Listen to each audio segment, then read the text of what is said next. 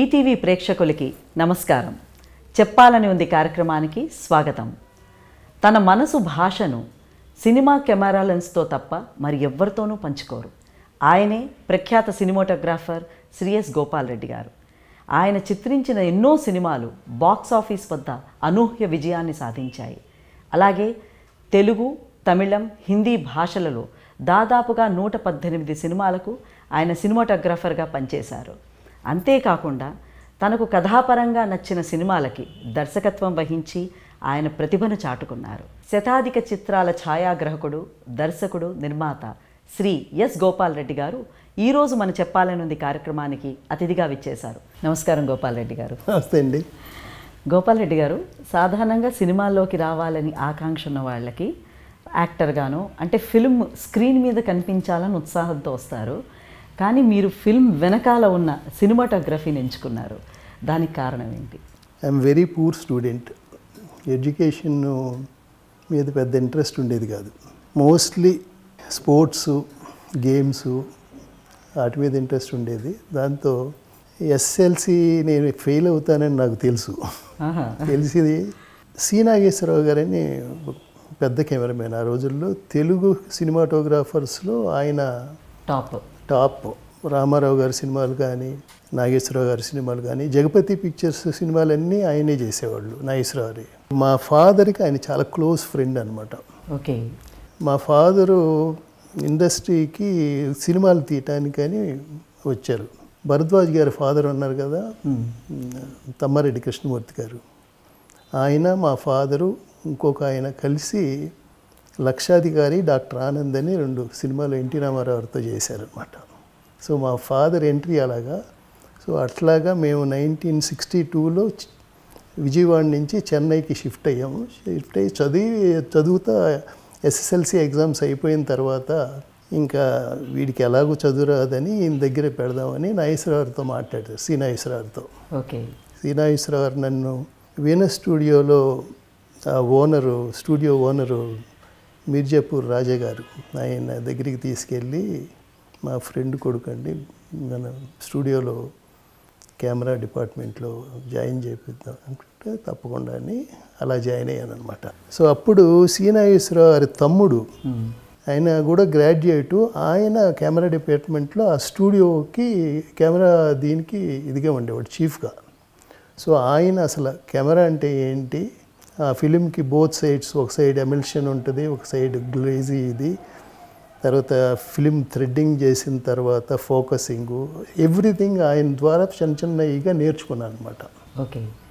So అక్కడి నుంచి ఒక 1 year వీనస్ స్టూడియోలో పనిచేసిన తర్వాత విఎస్ఆర్ స్వామి గారు, ఆయన అప్పుడే ఫ్యూ ఫిలిమ్స్ చేసి మంచి పేరు వస్తూ ఉంది ఆయనకి.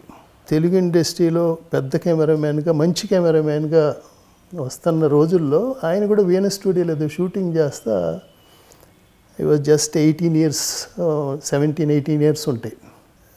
ఎవరబ్బాయి నువ్వు, ఏంటి ఇందులో అప్పుడే ఇంత చిన్న వయసులో జాయిన్ అయ్యేది అంటే నేను మా ఫాదర్ పేరు చెప్పా. మీ ఫాదర్ ఒకసారి ఎప్పుడో నాకు హెల్ప్ చేశాడయ్యా అని మా ఫాదర్తో మాట్లాడి, నువ్వు ఒక 6 months ఇక్కడ అయిన తర్వాత నువ్వు నా దగ్గరికి వచ్చేసి నేను నా దగ్గర పెట్టుకుంటాను అన్నారు. నేను ఒకసారి ఫస్ట్ టైము వీనస్ స్టూడియో నుంచి ఏవిఎం స్టూడియోలో ఒక సాంగ్ జరుగుతుంది, ఎన్టీ రామారావును జయలలితది. అదే రెయిన్ సాంగ్, కథానాయకుల్లో రెయిన్ సాంగ్ జరుగుతూ ఉండగెళ్ళి కలిశాను అనమాట. సార్ మీరు రమ్మన్నారు కదా, మళ్ళీ ఎప్పటి నుంచి రాను నేను మీ దగ్గరికి వచ్చేయాలని ఉందండి అన్నాను. నువ్వు అలా కాదు, నువ్వు అవుట్డోర్ ఇది కూడా కొంత ఎక్స్పీరియన్స్ చేసుకొనిరా, నేనే పెట్టిస్తానని సుందర్లాల్ మెహతా డుండి గారి వాళ్ళ దీంట్లో నన్ను అవుట్డోర్ యూనిట్లో ఒక కెమెరా అసిస్టెంట్గా ఆయనే పెట్టించారు అనమాట. అవుట్డోర్ ఎక్స్పీరియన్స్ కూడా తెలుసుకోవాలని. సో అక్కడ ఒక 6 months తర్వాత మళ్ళీ ఆయన దగ్గరికి వెళ్ళి ఫస్ట్ ఐ థింక్ మోసగాళ్ళకి కృష్ణ గారు. అక్కడి నుంచి ఫస్ట్ షెడ్యూల్ బికనీర్లో, రాజస్థాన్ బికనీర్లో ఒక అంబాసిడర్ కార్ ఇచ్చి అందులో 4 కూర్చోబెట్టి బికనీర్ వరకు డ్రైవ్ చేసుకొని రండి అన్నారు. 5 days పట్టింది. 5th day ఈవినింగ్కి చేరాము. ఆ రోజుల్లో అలాగ ఉండేది. అక్కడ బికినేర్ షెడ్యూల్ అయిపోయిన తర్వాత మళ్ళీ డైరెక్ట్గా షిమ్లా. మీ గురువు గారైన విఎస్ఆర్ స్వామి గారితో మీ అనుబంధం ఏంటి? రోజు ఆయన ఇంటికి మార్నింగ్ షూటింగ్కి వెళ్ళేటప్పుడు వేరే ప్రొడక్షనల్ కారు అవసరం లేదు, నువ్వు మా ఇంటికి వచ్చేసి ఇద్దరు నా కారులో వస్తూ ఉండు అన్న. బిగినింగ్ నుంచి ఎందుకో ఆయనకి ఆయన నా మీద ఎందుకో అంత ఆప్యాయత చూపించేవాళ్ళు. గంట ముందే వెళ్ళిపోయి కూర్చునేవాడిని, ఆయన రెడీ అయ్యి ఆయనతో పాటు ఆయన కారులోనే వెళ్ళేవాడిని. సో ఇట్లాగా కొన్నాళ్ళు జరిగిన తర్వాత నన్ను ఓన్ బ్రదర్ అనుకునేవాళ్ళు అందరూ. ఎందుకంటే ఆయన క్యారియర్లో నాకు కూడా భోజనం పెట్టి పంపేవాళ్ళు, ఆయనతో పాటు భోంచేసేవాడిని. సో మోస్ట్లీ చాలామందికి అప్పుడు దాసనారాయణరావు గారు కో డైరెక్టర్గా ఉండేవాళ్ళు నందన్ రావు గారి దగ్గర. సో ఆయన కూడా వచ్చి మాతో పాటు భోజనం చేస్తూ ఉండేవారు. సో అట్లాగా ఫ్యామిలీలో నేను ఒకలాగా అయిపోయాను అన్నమాట. ఇంకా మోస్ట్ బిజియెస్ట్ కెమెరామెన్. మార్నింగు 7 o'clockకి వెళ్ళిపోతే రాత్రి 10:30-11 గంటలకి ఇంటికి వచ్చేవాళ్ళం, మళ్ళీ 6 o'clockకి రెడీ అయిపోయి వెళ్ళిపోయి. అట్లాగా కొన్నాళ్ళ తర్వాత అసలు సూర్యుడిని అనేది చూడలేదండి. ఎప్పుడన్నా ఒకసారి హాలిడేనో ఏదో గ్యాప్ వస్తే బయటికి వెళ్తే స్కూటర్ మీద వైఫ్ అండ్ హస్బెండ్ వెళ్తా ఇట్లాగా అవి చూసి ఇలాంటి లైఫ్ మళ్ళీ మనకు వస్తుందా రాదా అంటే ఒక మిషన్ లాగా పనిచేస్తూ ఉండేవాళ్ళం. ఓకే. సో షూటింగ్ అయిపోయిన తర్వాత ఒక్కోసారి నైట్ షో సినిమాకి వెళ్ళేవాళ్ళం ఇద్దరం. ఒక ఇంగ్లీష్ ఫిలిం చూసి దాని లైటింగ్ ఎలాగ చేశారో అది ఇదని మళ్ళీ నాకు ఒక టీచర్ లాగా మళ్ళీ ఇంట్లో దించే లోపల చెప్తా ఉండేవాళ్ళు అనమాట. సో అలాగా కొంతకాలం అయిన తర్వాత వాళ్ళ ఇంట్లో నేను ఒక ఇంపార్టెంట్ పర్సన్ అయిపోయి వాళ్ళ పిల్లలు వాళ్ళు ఏమైనా సినిమాకి వెళ్ళాలంటే ఫస్ట్ నన్ను అడిగేవాళ్ళు, రెడ్డి నువ్వు వెళ్ళి కొంచెం ఆయనతో ఈవినింగ్ సినిమాకి వెళ్దామని చెప్పు. మీరు రికమెండ్ చేసేవాళ్ళు? అలాగ అంత అనుబంధం. ఇప్పుడు నేను ఈ స్టేజ్లో ఉండటానికి మెయిన్ కారణం ఆయనే. ఆయనతో మొదలైన మీ సినిమా ప్రస్థానం మీ మొట్టమొదటి సినిమాటోగ్రాఫర్గా ఫుల్ టైం సినిమాటోగ్రాఫర్గా ఏ సినిమాతో మొదలైంది? సంసార బంధం అనే సినిమా శేఖర్ బాబు గారు ప్రొడ్యూసరు. స్మాల్ బడ్జెట్ ఫిల్ము, కొత్త కెమెరామెన్ని పెట్టుకుందాము అనుకొని స్వామి గారి దగ్గర ఒక అబ్బాయి పనిచేస్తున్నాడు కదా, కుర్రాడు బాగానే ఉంటారని 2-3 ద్వారా విన్నాను అని కెఎస్ రామారావు అసోసియేట్ డైరెక్టర్గా పనిచేస్తూ ఉండేవాళ్ళు అప్పుడు రాఘవేంద్రరావు గారితో వీళ్ళతోనూ. కెఎస్ రామారావు గారిని పంపారనమాట స్వామి గారి దగ్గరికి. అట్లాగా మీ అసిస్టెంట్ని కెమెరామెన్గా పెట్టుకోవాలనుకుంటున్నాడు శేఖర్ బాబు, మీకు లేకపోతే అంటే అట్లాగేనని తీసుకెళ్ళమన్నారనమాట. సో అలాగా ఫస్ట్ ఫిలిము దాంతో మొదలైంది. ఆ రిలీజ్ బిఫోరు సితారాలో రివ్యూస్ వస్తూ ఉండే. ఆ రివ్యూ ఏం రాశారు అనేది మాకు ఆత్రంగా ఉండేది కదా. సో అది చదువుకుంటే ఒక్కొక్క ఇదిలో ఒక్కొక్క సెంటెన్స్లో ఒక హీరో గురించో లేకపోతే స్టోరీ గురించో డైరెక్టర్ గురించో ఇట్లా జరుగుతా ఫైనల్గా లాస్ట్ ఇదిలో ఫోటోగ్రఫీ గురించి ఈ ఒక్క ఫోటోగ్రఫీ తప్ప మిగతా అన్నీ బాగున్నాయి అని రాశారు అనమాట. దాంతో నాకు తెలియకుండా అలాగ కళ్ళం నీళ్ళు కారిపోయి ఇంకా నేను మళ్ళీ కెమెరామెన్ అవ్వలేను అని మళ్ళీ స్వామి గారి దగ్గరికి వెళ్ళి, లేదండి ఇంకా నేను మీ దగ్గరికే వచ్చేస్తాను అంటే సరే మళ్ళీ ఆయన దగ్గరే జరుగుతూ ఉండగా ఒక 1 monthలో విజయబాపిరెడ్డి గారు ఫోన్ చేశారు, గోపాల్ రెడ్డి నేను ఒక సినిమా తీస్తున్నాను, నా సినిమాకి పని చేస్తావా? తప్పకుండా సరే అని మళ్ళీ స్వామి గారితో ఇలాగా అంటే సరే చెయ్యి ఏం పర్లేదు. అది గూట్లోని రామచల్ కానీ మురళీమోహన్ సరిత. దానితో బ్యాడ్ నేమ్ రాలా అంతవరకే. దాని తర్వాత గోపాలరావు గారు అమ్మాయి చంద్రమోహను, జయసుధ, రావు గోపాలరావు గారు, షావుకార్ జానకి, వాసు డైరెక్టరు మన ప్రత్యేకత గారి అబ్బాయి. ఆ సినిమాతో కొంచెం మంచి పేరు వచ్చింది. పేరు వచ్చి ఏదో ఒక ఇదిలో శోభన్ బాబు కూడా ఆ సినిమా చూశాడు. ఆయన చాలామందికి చెప్పాడు, ఒక కుర్రాడు ఫోటోగ్రఫీ బాగా చేశాడు, అతను పెట్టుకోండి అని ఆయన అట్లాగా. తర్వాత మురారి జయగంటలు అనే ఒక సినిమా మురారి గారును మన విజయబాపిరెడ్డి గారు ఇద్దరు కలిసి చేశారు, కంబైన్డ్ ప్రొడక్షన్. అది సింగేతో శ్రీనివాసరావు డైరెక్టరు, దానికి నేను కెమెరామెన్ అనమాట. అప్పుడు అది ఫోటోగ్రఫీ మాత్రం అవుట్ స్టాండింగ్గా ఉంటుంది. సినిమా ఆడలేదు, బట్ దాన్ని చాలామంది చూసిన వాళ్ళందరూ బాగా మెచ్చుకున్నారనమాట. జంధ్యాల గారు మీరు ఒకే రూమ్లో ఉండేవారు, మీ సినిమా ప్రయాణం కూడా ఒకేసారి ఇంచుమించుగా మొదలైందని అన్నారు, నిజమేనా? కరెక్ట్ అండి, కరెక్ట్.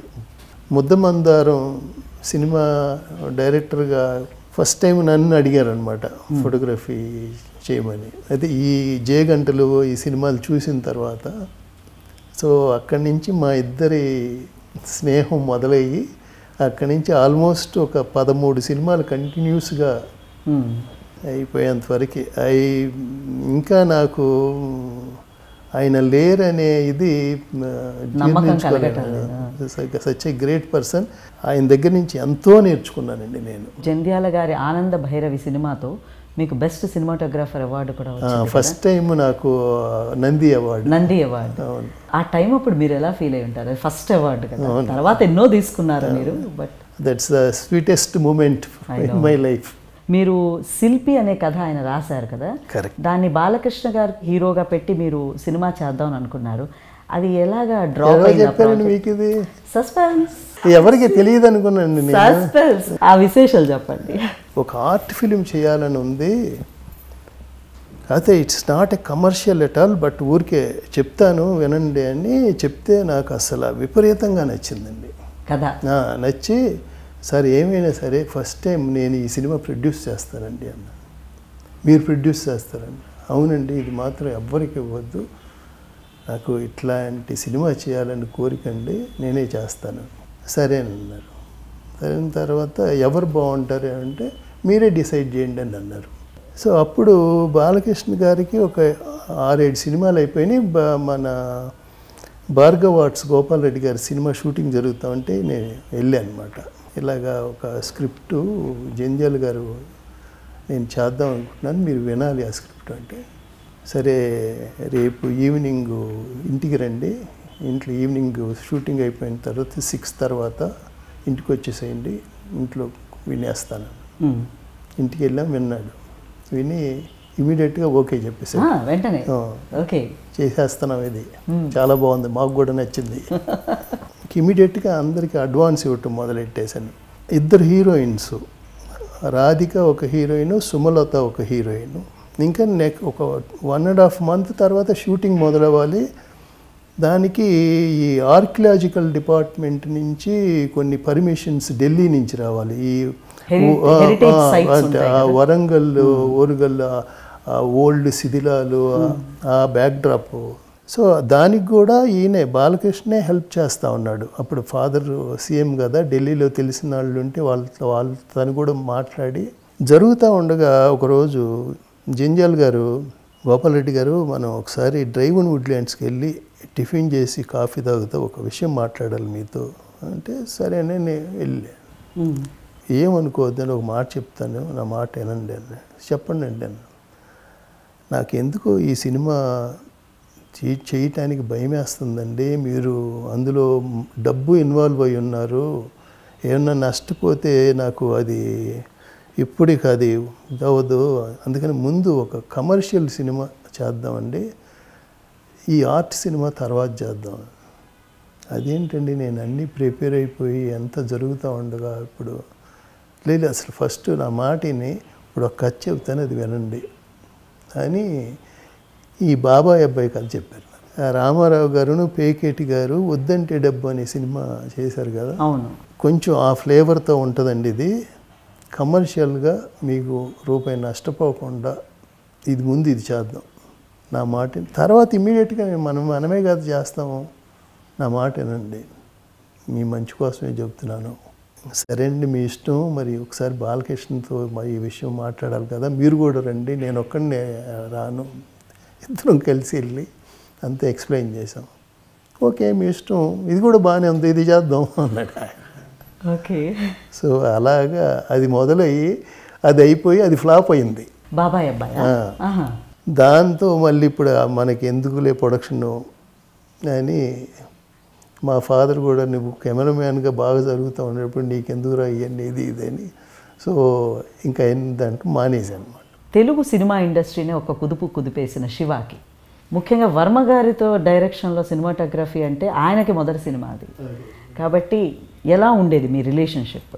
కొత్త డైరెక్టర్లతో అనేది నాకు అప్పటికే చాలా అలవాటు అయిపోయిందండి. జంజాల్ గారు ఆయన ఫస్ట్ పిక్చర్ నేనే, బి గోపాల్ గారు ఆయన ఫస్ట్ పిక్చర్ నేనే, కోదండరామరెడ్డి గారు ఆయన ఫస్ట్ పిక్చర్ నేనే. అట్లాగా అప్పటికే ఒక 6-7 కొత్త డైరెక్టర్లతో అయిపోయింది. ఈయన ఒక 8వ వాడో ఏమో అప్పటికి. రాము నాకు అసలు ఎలా పరిచయం అంటే, నేను ఎక్కువ సినిమాలు చెన్నైలో ఉండి హైదరాబాద్ వచ్చి షూటింగ్ చేస్తూ ఉండేవాడిని కదండి. అప్పుడు ఈ అన్నపూర్ణ వాళ్ళ సినిమాలు నేనే చేసేవాడిని, రామానాయుడు గారి సినిమాలు నేనే చేసేవాడిని, శారదే స్టూడియోస్ వాళ్ళ సినిమాలు నేనే చేస్తూ ఉండేవాడిని. సో అశోక హోటల్లో ఒక స్వీట్ రూమ్ లాంటిది ఒక రూము రెగ్యులర్గా నా కోసం ఉండేదన్నమాట. మోస్ట్లీ అక్కడే ఉంటా ఉండేవాడిని. అప్పుడు షూటింగ్ అయిపోయిన తర్వాత ఏదో ఒక సినిమా చూడాలని అప్పుడు క్యాసెట్స్, ఈ లైబ్రరీ, ఈ ఫిలిం లైబ్రరీ, ఆ ఫిలిం లైబ్రరీ కోసం వెళ్తే ఇతను ఉండేవాడు రాము. సరే ఇది చాలా బాగుంటుంది, ఇది చూడండి, ఇది చూడండి అని ఇస్తూ ఉండేవాడు. అట్లా ఫస్ట్ పరిచయం అన్నమాట. అక్కడి నుంచి కొన్ని రోజుల తర్వాత అప్పుడప్పుడు నా రూమ్కి వస్తూ ఉండేవాడు. సార్ ఈ థియేటర్లో చాలా మంచి సినిమా ఆడుతుందండి, మీకు వీలైతే నైట్ షోకి వెళ్దాము, ఆల్రెడీ టికెట్స్ తీసుకున్నానండి నేను. సర్లే అని వెళ్ళాడు. సరే లేట్ నైట్ అక్కడ వెళ్తావులే, నువ్వు నైట్ నా రూమ్లోనే పడుకోని వెళ్ళమనేవాడిని. సో అట్లాగా మీ పరిచయం మొదలైంది. విజయ్ అని సినిమా బి గోపాల్ డైరెక్టరు, మన నాగార్జున, అది ఉడిపి దగ్గర ఏదో ఒక ఇదిలో షూటింగ్ చేస్తామంటే తను కూడా వచ్చాడనమాట. రాము కూడా వచ్చాడు. అంటే రాము ఆల్రెడీ నాగార్జున కొద్దిగా పరిచయం, ఎందుకంటే వాళ్ళ ఫాదర్ కృష్ణరాజు గారు, నాగేశ్వరరావు గారు మంచి ఫ్రెండ్స్. కృష్ణరాజు గారు is a sound recordist in Annapurna studios. So అట్లాగా మాతో పాటు వచ్చాడు. ఊరికే వచ్చి ఒక 1 వీక్ 10 days షూటింగ్లో ఒకరోజు ఈవినింగు నాగార్జున కలిసి, మీకు ఒక కథ చెప్పాలని ఉంది, ఒక స్క్రిప్ట్ రెడీ చేసుకున్నాను, నాకు ఫ్యూచర్లో డైరెక్ట్ చేయాలని ఉంది అని అంటే సరేనని ఒకరోజు చెప్పమన్నాడు. చేస్తే ఇతను ఏదో దెయ్యం కథ ఏదో చెప్పాడు వర్మ గారు. ఈ గోస్ట్ స్టోరీ లాంటిది ఏదో చెప్తే, నాగార్జున ఈ గోస్ట్ స్టోరీలు ఇవన్నీ నాకు ఇంట్రెస్ట్ లేదు, ఏదన్నా ఒక హీరోయిజంతో ఉండే నా ఏజ్కి తగ్గట్టుగా అట్లాగే ఏదన్నా చేసుకోండి వస్తే వింటాను అని. అప్పుడు వెళ్ళి అతను తన సిద్ధార్థ కాలేజీలో తన అనుభవాలు వాటితో ఒక స్క్రిప్ట్ చేసుకొని శివ లైన్ చెప్తే తనకు నచ్చింది. నచ్చిన తర్వాత ఈయన వెంకట్ గారు ప్రొడ్యూసరు, సురేంద్ర గారు వాళ్ళ బ్రదర్ ఇన్ లా. అప్పుడు వాళ్ళు మొత్తం రెడీ చేసి అసలు టెక్నీషియన్స్ ఎవరు ఏంటి అని, ఫస్ట్ టైం నువ్వు డైరెక్ట్ చేస్తున్నావు కాబట్టి నీకు కొంచెం ఎక్స్పీరియన్స్డ్ సినిమాటోగ్రాఫర్ ఉండి కొంచెం డబ్బు ఖర్చు అయినా కానీ అటువంటి పెట్టుకుంటే, లేదండి నాకు ఈయనే కావాలి అన్నాడు.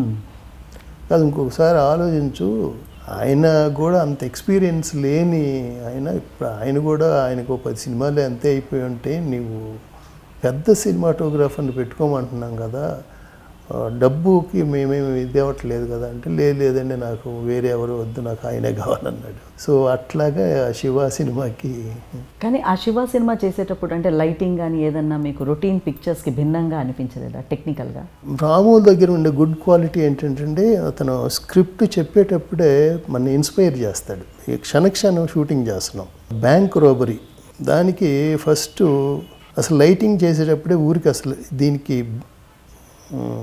బ్యాక్గ్రౌండ్ స్కోర్ ఇలాగ ఉంటుందండి ఒకసారి వినండి అని అలాగా టెక్నీషియన్ని ఇన్స్పైర్ చేస్తాడనమాట. ఆ మ్యూజిక్ వినటంతోనే మనకి పిక్చర్ వస్తుంది, ఒక తెలియని విజువల్, ఇది ఆ డార్క్ షేడ్లో ఒక జీప్ వచ్చి ఆగటం, అట్లాగా శివ సినిమాకు కూడా అలా అంత ఇన్స్పైర్ చేసేవాడు తను.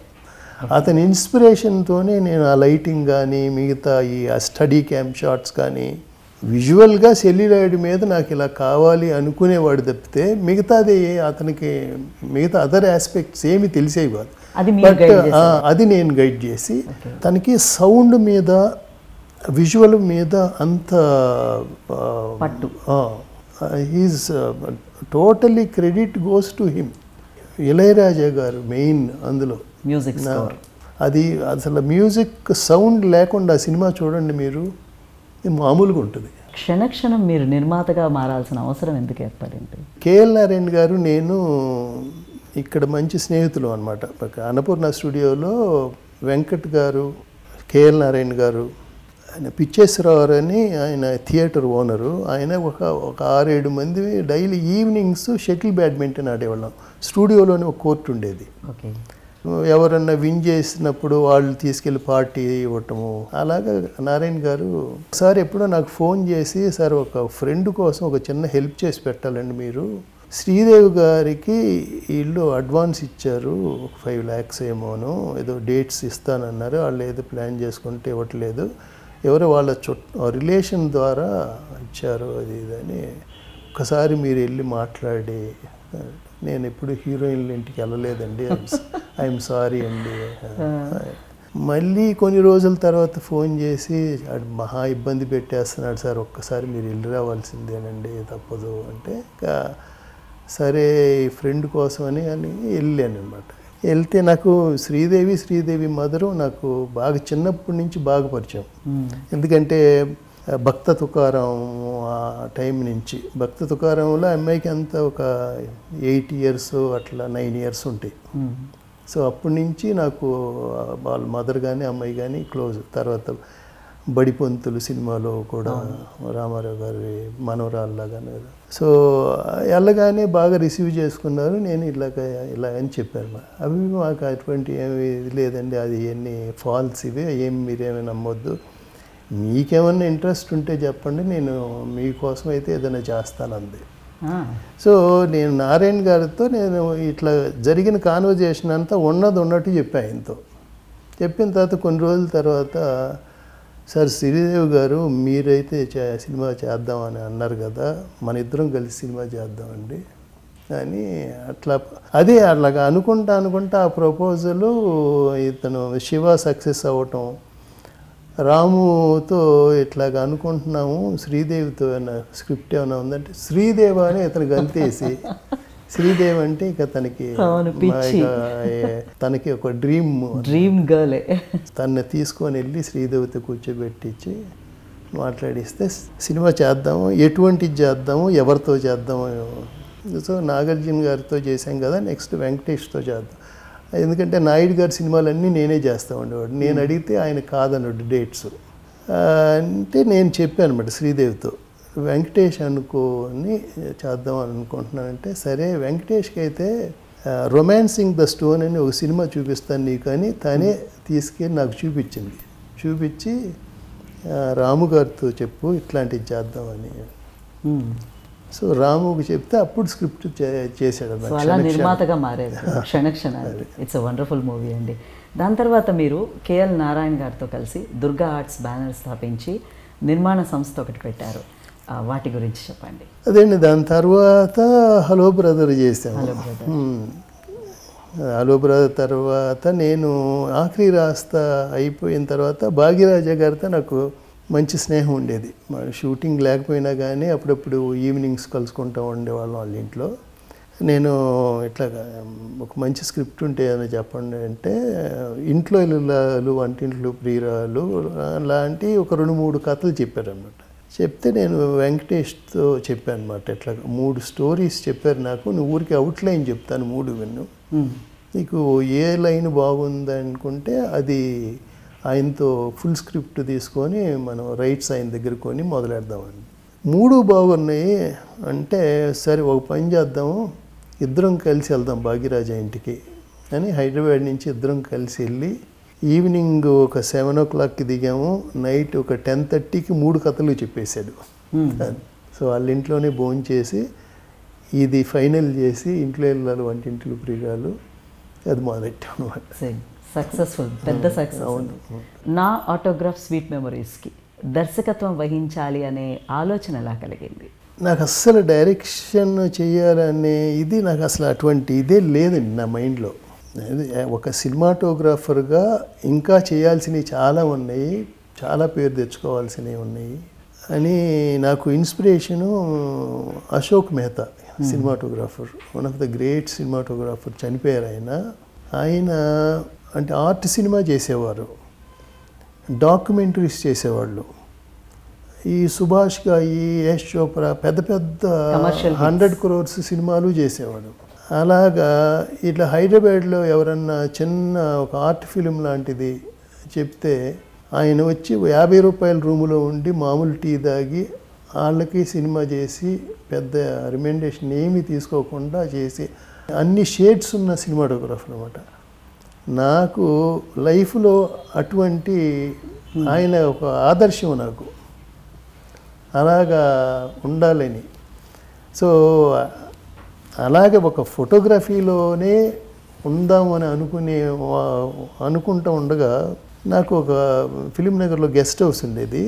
ఆ గెస్ట్ హౌస్లో కూర్చొని వాళ్ళతో ఈ చిన్న చిన్న కథలు ఎవరైనా రైటర్స్ అది వస్తే వింటా. అలా ఉన్న టైంలో మన బెల్లంకొండ సురేష్ గారు మా ఆఫీస్ దాటి వాళ్ళ ఆఫీస్ అనమాట. ఒకసారి వెళ్తా, ఒకసారి మా ఆఫీస్కి వచ్చి, గోపాల్ రెడ్డి గారు నేను ఒక సినిమా కొన్నాను, ఇవాళ ఈవినింగ్ ఛాంబర్లో ప్రొజెక్షన్ ఉంది, ఒకసారి ఖాళీగా ఉంటే ఒకసారి మీరు కూడా వస్తే బాగుంటుంది చూస్తే అంటే, ఈ సాయంకాలం ఖాళీ అండి నేను కూడా వస్తాను చూస్తానండి. చూశానండి ఇది ఆటోగ్రాఫ్ తమిళ్ వర్షన్ చూసి నాకు రాత్రి నిద్రపట్టలేదండి. చూసిన తర్వాత నాకు అదే ఒక ఎంత గొప్ప సినిమా చూశాను, లైఫ్లో తీస్తే అట్లాంటి సినిమా తీయాలి. మనము ఏదో సినిమాలు తీస్తున్నాం, ఏదో కమర్షియల్ సినిమాలు తీస్తున్నాం, కానీ this is the wonderful movie అని అనుకుని మళ్ళీ మార్నింగు మన గెస్ట్ హౌస్కి వచ్చి ఊరికే పేపర్ చదువుకుంటా ఉంటే వచ్చారు. సరే నేను సినిమా చూశారు కదా ఏమనిపించింది అంటే, అద్భుతం అండి, గొప్ప సినిమా, అసలు చాలా I'm really proud of you, అటువంటి సినిమా మీరు తీస్తున్నందుకు. ఏం లేదండి, ఒక చిన్న విషయం, ఈ సినిమా వీలైతే మీరు డైరెక్ట్ చేస్తారా అన్నాడు. నాకు షాక్ అసలు. ఏంటి ఏమన్నా జోక్ చేస్తున్నా? నిజంగా అడుగుతున్నానండి, మీరు డైరెక్ట్ చేస్తాం అనుకుంటే మీరు చేసి పెట్టండి, నాకు నిజంగా సీరియస్గా అనుకుంటే నాకు జస్ట్ ఫ్యూ డేస్ టైం ఇవ్వండి, నాకు అసలు ఇంతవరకు డైరెక్షన్ చేయాలని ఐడియానే లేదు, నా వెల్విషర్స్ అని 2-3 కనుక్కొని లోకే అనుకుంటే తప్పకుండా చేస్తానండి, ఒక 2 days తర్వాత నా నిర్ణయం చెప్పేస్తాను. ఫస్ట్ నా వైఫ్ని అడిగా ఇలాగా, if you have a confidence why want you do it అంది. కేఎల్ నారాయణ గారిని అడిగా, మీకు నచ్చితే చేయండి సార్ ఏముంది అని. నాగార్జునకి ఫోన్ చేశారు. అంటే ఎప్పుడన్నా నేను అటువంటిది ఏదైనా చేస్తే నాగార్జున గారు ఆఫర్ ఇచ్చారు, ఎప్పుడన్నా చేస్తే సినిమాకి చేయాలి దర్శకత్వం అని. అందుకని తనకి ఫోన్ చేసి అడిగాను, తను కూడా నీకు నచ్చితే చేయము. తెలుగు సినిమా చరిత్రలో ఎస్ గోపాల్ రెడ్డి అంటే ఒక పెద్ద cinematographer. Me own technique, me own style of taking ఉంటుంది. అలాగే మీరు చెప్పారు ఇందాక చాలా సినిమాలు ఇంగ్లీషు, హిందీ బయట చూసి టెక్నికల్గా నేర్చుకున్నాను చాలా అనేసి. ఈ ప్రాసెస్లో మీరు ఏమైనా అడాప్ట్ చేసుకున్నారా ఫారెన్ ఫిల్మ్స్ నుంచి కానీ హాలీవుడ్ సినిమాల నుంచి కానీ టెక్నికల్గా? డెఫినెట్గా అండి. ఇప్పుడు శివ సినిమా మొదలవక ముందు గాడ్ ఫాదర్ అని ఒక సినిమా చూశానండి, మెర్లిన్ బ్రాండో, గార్డెన్ విల్లిస్ అని సినిమాటోగ్రాఫర్. ఈ సినిమాకి ఆ విలన్ క్యారెక్టర్కి వాటికి లైటింగ్ ఇలాగ అడాప్ట్ చేస్తే బాగుంటుందని అనిపించి ఇట్స్ ఎ ఇన్స్పిరేషన్. ఇమీడియట్గా అది అడాప్ట్ చేశాను కాబట్టి మీరు అందరూ మెచ్చుకున్నారు. అది ఇట్స్ టర్నింగ్ పాయింట్. అదే అలాగే హిందీ సినిమాల్లోకి, బాలీవుడ్లోకి మీ ఎంట్రీ ఎలా జరిగింది? ఒకసారి పూర్ణచంద్ర గారు, గోపాల్ ఒకసారి మనం ప్రసాద్ స్టూడియోకి వెళ్ళి ఎల్వి ప్రసాద్ గారు అడిగారు నిన్ను ఒకసారి వెళ్ళి కలిసి వద్దాం పదా అన్నారు. ప్రసాద్ ల్యాబ్లో ఆయన రూమ్లో కలిసామన్నమాట. కలిసి ఏమయ్యా నువ్వు ఏంటి ఈ మధ్యన నీ సినిమాలు కొన్ని నీ రషెస్ వస్తూ ఉంటాయి కదా, అవి చూశాను బాగున్నాయి, నాకు నచ్చింది, నేను ఒక హిందీ సినిమా చేస్తున్నాను, నువ్వు చేస్తావా అన్నాడు. సార్ అంతకంటే ఇదేముంది సార్, తప్పకుండా అండి, మీలాంటి గ్రేట్ దీంతో డైరెక్టర్తో. So you are the youngest and I'm the eldest, let us work together, okay అన్నారు అనమాట. So nice. సో అది ముఝే ఇన్సాఫ్ చాహియే మొదటి సినిమా బాలీవుడ్. అదే మన తెలుగులో న్యాయం కావాలి, న్యాయం కావాలి. తర్వాత ఆల్మోస్ట్ అమితాబ్ బచ్చన్ గారికి కూడా మీరు చాలా సినిమాలు, ఒక 4 సినిమాలు చేశారు. సూర్యవంశం ఫస్ట్ ఇన్క్లాబ్ అండి, తర్వాత ఆఖరి రాస్తా. ఆఖరి రాస్తాకి ముందు ఇంకోటి పూర్ణచంద్ర గారు స్టార్ట్ చేసి ఒక 80% సినిమా అయిపోయిందండి. అదేంటే అండ్ అందులో కమల్ హాసను అమితాబ్ బచ్చన్. కమల్ హాసన్ పక్కన శ్రీదేవి, ఈయన పక్కన జయప్రద. 75% అయిపోయిన తర్వాత సమ్ ఈగో క్లాషెస్ ఏంటో తెలియదు, చాలా ఎక్స్ట్రాడినరీ సీన్స్. అదే మెర్సీ కిల్లింగ్ మీద అనమాట. ఓకే, చాలా బాగుంది అనుకోగానే అది ఆపేశారు. ఆపేసి తర్వాత ఆఖరి రాస్తా చేశారనమాట సేమ్ ప్రొడక్షన్లో. దాని తర్వాత సూర్యవంశం. హిందీ సినిమా ఫీల్డ్లో కూడా మీరు టాప్ ఆర్టిస్టులతోటి వర్క్ చేశారు, హీరో హీరోయిన్స్. అక్కడ వర్కింగ్ స్టైల్కి ఇక్కడ వర్కింగ్ స్టైల్కి తేడా ఉంటుందా? ఉంటుందండి. అంటే అందరితో ఉండకపోవచ్చు, కానీ దిలీప్ కుమార్ గారితో చేశాను. Most disciplined man.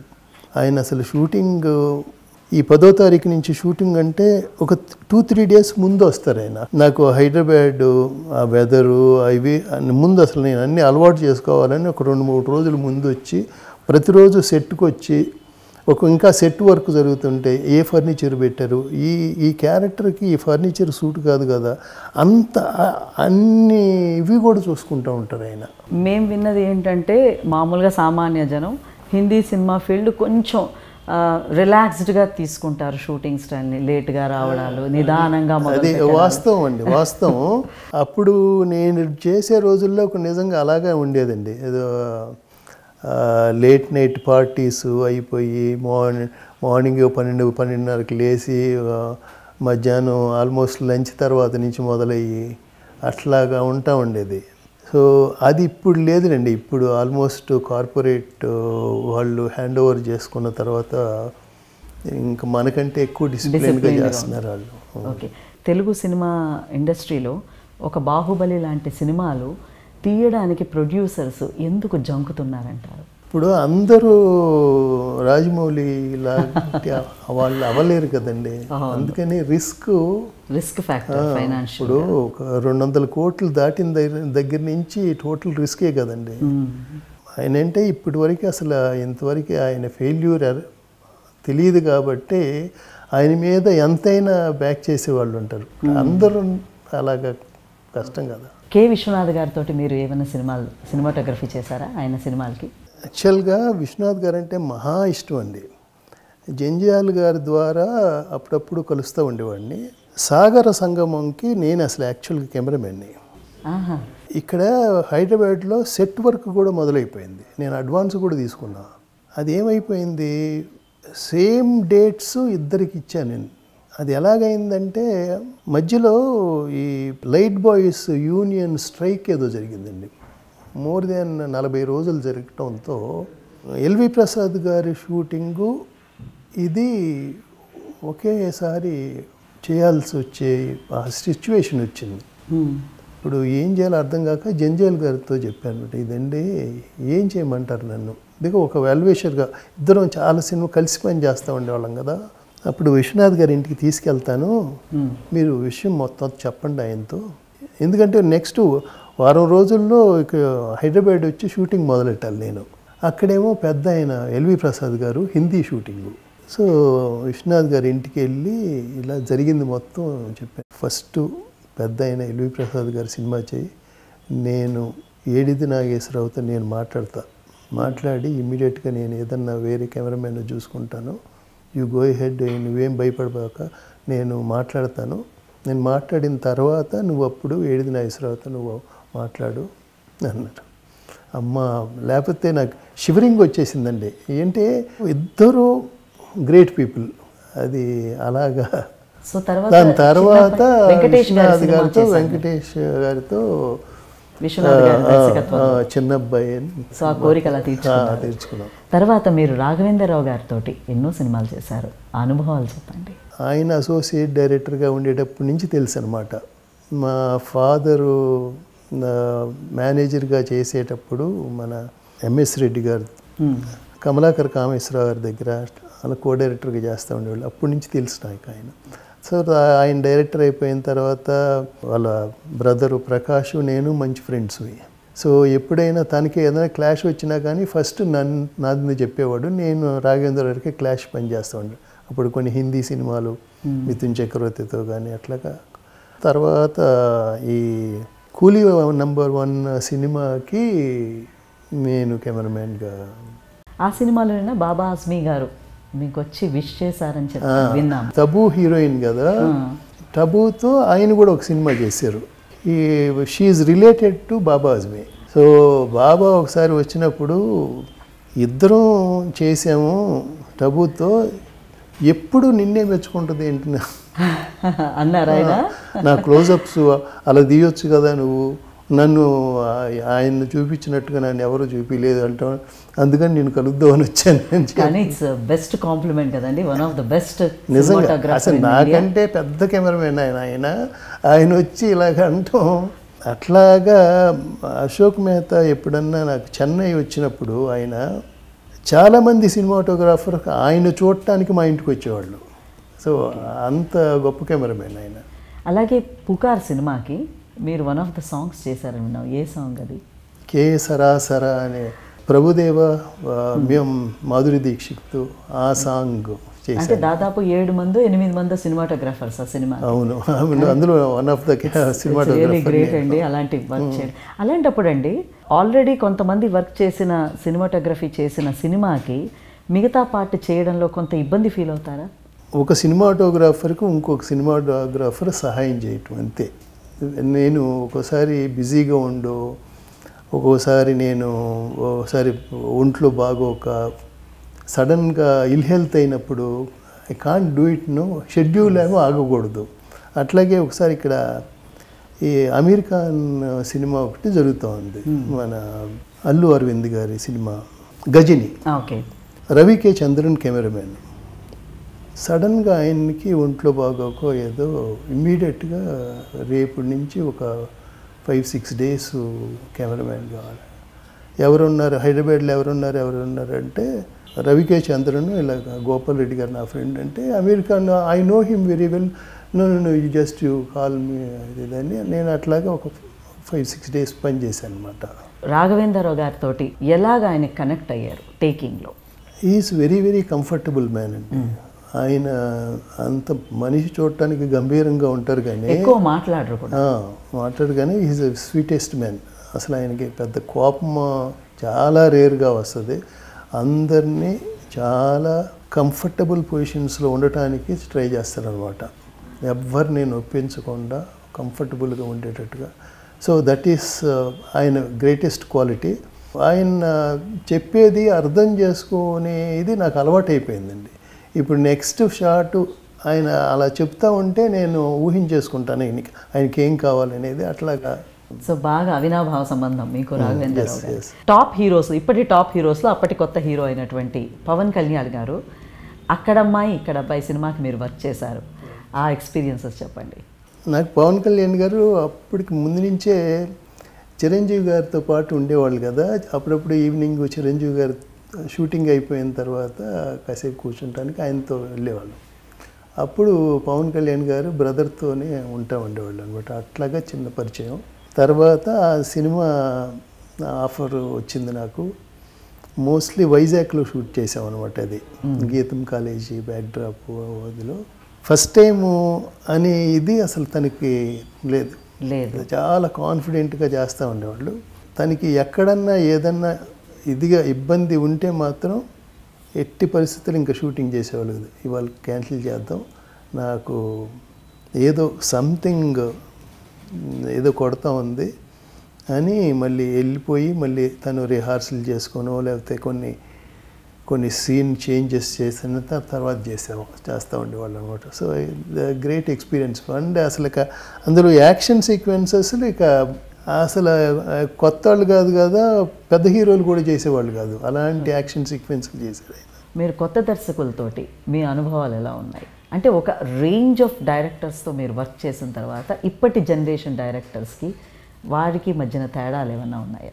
ఒక సినిమాటోగ్రాఫరు ఒక్కొక్కసారి కొత్త డైరెక్టర్లతో పనిచేస్తున్నప్పుడు ప్రతి కొత్త డైరెక్టర్లో ఒక కొత్త యాంగిల్ ఉంటుందండి.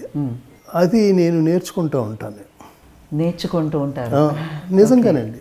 అట్లా అక్కడి నుంచి ఒక రాఘవేంద్రరావు గారి దగ్గర వరకు నేను I'm experienced different kind of ఇది అనమాట. అంటే ఎప్పుడైనా ఇంతమంది దర్శకులతోటి టాప్ నటులతో నటీమణులతోటి మీరు పనిచేశారు, మీ ఫేవరెట్ దర్శకులు కానీ నటులు కానీ నటీమణులు కానీ ఉన్నారా? అందరితో కంఫర్ట్ అండి, అసలు ప్రాబ్లమే లేదు. నచ్చిన హీరోయిన్స్ అన్నారనుకోండి, అందులో ఐ ప్రిఫర్ శ్రీదేవి. అంటే ఎందుకు శ్రీదేవి అంటున్నానంటే అండి, నేను తెలుగు సినిమాలు చేశాను, హిందీ సినిమాలు చేశాను అమ్మాయితో. అమితాబ్ బచ్చన్తో చేసేటప్పుడు కాంపిటేటివ్గా చేయలేక గబుక్కుని ఏదైనా డైలాగు ఇదైతే, ఒకరోజు బ్యాక్గ్రౌండ్లో నేనేదో లైటింగ్ చేస్తుంటే ఆ బ్యాక్గ్రౌండ్ ఎవ్వరూ తెలియకుండా వచ్చి అక్కడ కళ్ళం నీళ్ళు పెట్టుకొని ఏడుస్తూ ఉంది. ఏమైంది శ్రీదేవి ఏంటంటే, అది నా కోసం ఇంకో 1 more టేకు అన్నాయి. అంటే అసలు అంత ఇదే అనమాట. ఒకసారి ఒక స్టిల్ ఫోటోగ్రాఫరు షార్ట్ అయిన తర్వాత ఒక స్టిల్ తీసుకుంటారు కదండి, స్టిల్ తీసుకుంటుంటే ఒక క్లోజప్లో ఇంకొక ఎక్స్ప్రెషన్ మార్చండి, ఇంకొక ఎక్స్ప్రెషన్, ఎన్ని ఎక్స్ప్రెషన్లు మార్చమంటావు, ఒక 30-40 నువ్వు రెడీగా ఉండు, నేను ఇస్తూ ఉంటాను తీసుకుంటా ఉండని ఒక 30-40 ఎక్స్ప్రెషన్స్ కంటిన్యూస్గా ఇచ్చిందండి. గ్రేట్ అండి అసలు. So she is your favourite heroine. Hero ఎవరు? Hero of course Amitabh Bachchan. Okay, మీ జీవితంలో మీ ప్రొఫెషన్ మీద కానీ పర్సనల్ లైఫ్ మీద కానీ ఎంతో ప్రభావితం చేసిన మహిళ ఎవరు? సినిమా జీవితంలో చాలామంది ఉంటారండి. పర్సనల్ దీనికి వస్తే you can tell about my wife. ఎన్నో ప్రేమ కథల్ని మీ సినిమా లెన్స్, మీ కెమెరాతోటి దృశ్య కావ్యంగా మలిచారు. అటువంటిది మీ జీవితంలో ప్రేమ కథ గురించి చెప్పండి. నేను first time Sirisiri movie shooting చేస్తూ ఉన్నాను, చూశాను. తర్వాత ఫార్చునేట్గా వాళ్ళ ఇంటికి ఒకరోజు డిన్నర్కి వెళ్ళాం మేము. ఎందుకంటే ఆ ప్రొడ్యూసర్ బ్రదరును, నా వైఫ్ వాళ్ళ కజిను, ఫ్రెండ్సు, అలాగా వాళ్ళ ఇంటికి డిన్నర్కి పిలిచారు. ఎక్కడో ఒకసారి చూసిన అమ్మాయిని మళ్ళీ ఇంట్లో చూస్తున్నాం అనిపించింది. చూసిన తర్వాత అక్కడి నుంచి షెడ్యూల్ అయిపోయే లోపల జస్ట్ మాట్లాడుకోవడం జరిగింది. అక్కడి నుంచి కొన్నాళ్ళు లెటర్స్ చదువుకుంటా. విఎస్ఆర్ స్వామి గారు ఒక సినిమా ప్రొడ్యూస్ చేశారు, ఎదురీత అని. అది యానంలో షూటింగ్ జరుగుతూ ఉండేది. యానంలో షూటింగ్ అయిపోయిన తర్వాత ఈ అమ్మాయిని మీట్ అవ్వటానికి మోటార్ బైక్లో నైట్ 10 o'clock ఒక ఫ్రెండ్ని బతిలాడుకొని, నాకు మోటార్ బైక్ డ్రైవ్ చేయటం తెలియదు, వచ్చి I use to meet her, మాట్లాడి మళ్ళీ నైట్ వెళ్ళిపోతూ ఉండేవాడిని. పెద్ద సాహసాలు చేశారు మీరు. అయిపోయిన తర్వాత ఒకసారి ఒక లెటర్ మా ఫాదర్కి దొరికింది, మేమిద్దరం రాసుకున్నాం. ఆ లెటర్ తీసుకెళ్ళి స్వామి గారి దగ్గరికి వెళ్ళి మా ఫాదరు, స్వామి గారు మా వాడు ఏదో ఒక లవ్లో ఉన్నట్టున్నాడు, ఒకసారి వెళ్ళి మీరు పర్సనల్గా ఎంక్వైరీ చేసి రండి, బాగుంది అనుకుంటే మనం కూడా ప్రొసీడ్ అవుదాం. సో స్వామి గారు వాళ్ళ ఇంటికి వెళ్ళి రాజమండ్రి వెళ్ళి ఆన్ బిహాఫ్ ఆఫ్ శిష్యుడు గురించి మాట్లాడి అన్నీ ఓకే చేసుకొస్తే అప్పుడు మ్యారేజ్ అయింది. మీ మిస్సెస్ ఈ ఫీల్డ్తో, సినిమా ఫీల్డ్తో కనెక్ట్ అయి ఉన్నారా? లేదండి, అసలు టోటల్గా లేదు. తను ఇంకా చదువుతూనే ఉంది. ఓన్లీ థింగ్ ఏంటంటే ఒక చిన్న ఇబ్బంది, ఇంటర్ క్యాస్ట్ మ్యారేజ్. అది మా ఫాదరు, ఆయనకి అన్ని కమ్యూనిస్ట్ సిద్ధాంతాలు, మదరు ఒప్పుకుంటుందా ఒప్పుకోదా అని మళ్ళీ మా ఫాదరే ఒప్పించి మదర్ని. నా wife half English. Okay. Brother ఇన్లానేమో ఒక వియత్నామీని చేసుకున్నాడు. నా వైఫ్ కజిన్స్ ఏమో ఒక జూన్, నా కొడుకేమో ఒక ఇటాలియన్ని చేసుకున్నాడు. ఇట్లాగా సో ఇంటర్నేషనల్ రిలేషన్షిప్, వసుదైక కుటుంబం అనేది. అయితే మీ అబ్బాయి గురించి మాట్లాడుతూ వారిని ఏమైనా సినిమాల్లోకి మీరు ఇంట్రడ్యూస్ చేసే అవకాశాలు ఉన్నాయా? తను కూడా సినిమాటోగ్రాఫర్గానే ఉన్నాడండి ఇక్కడ. ఓకే. అనిల్ మెహతా అనే ఆయన దగ్గర అసోసియేట్గా చేసేవాడు బాంబేలో. తర్వాత వచ్చి 1-2 సినిమాలు ఇక్కడ సినిమాటోగ్రాఫర్గా చేశాడండి. అయిన తర్వాత తను ఏదో ఒక సాఫ్ట్వేర్ తయారు చేసుకొని అమెరికా వెళ్ళిపోయాడు. ఒక బ్రిటిషర్తో కలిసి ఆ సాఫ్ట్వేర్, ఫిలిమ్స్కి సంబంధించిన సాఫ్ట్వేర్ అనమాట. ఆ సాఫ్ట్వేర్ని ఒక రెడ్ కంపెనీ కొనేసింది. ఆ రెడ్ కంపెనీకి వచ్చి లండన్ వచ్చాడు. సో కొన్ని రోజుల తర్వాత ఇప్పుడు కాల్ జైస్ లెన్సెస్ మనం ఈ high and lenses, most expensive lenses, అది నాసాలో వాడే బైనాక్యులర్స్ కానీ, మన ఫిలింకి సంబంధించిన లెన్స్ కానీ, తర్వాత డాక్టర్స్ ఆఫ్థమాలజీ వాడే లెన్సెస్ కానీ, ప్రపంచంలో the high and highest quality company అనమాట. ఆ కంపెనీలో ఇప్పుడు ఇంజనీర్గా ఉన్నాడు. అది సినిమాలు చూడడం కాకుండా ఇంకేమైనా అభిరుచులు ఉన్నాయా? స్పోర్ట్స్ ఇష్టం, గేమ్స్ అంటే బాగా ఇష్టం. చదవడం, వంట అలాంటివి? వంట అస్సలు. I read books. ప్రతిరోజు ఒక సినిమా గ్యారంటీగా చూస్తూ ఉంటా. కొత్తగా వచ్చే సినిమాటోగ్రాఫర్స్కి వారికి మీరు ఇచ్చే సలహాలు? Discipline first thing, dedication. And ఏదన్నా ఫెయిల్ అయిందనుకోండి, something went wrong, don't disappoint. అదే మన కథలోనే ఉంది కదా, మౌనంగానే ఎదగమని మొక్క నీకు చెబుతుంది.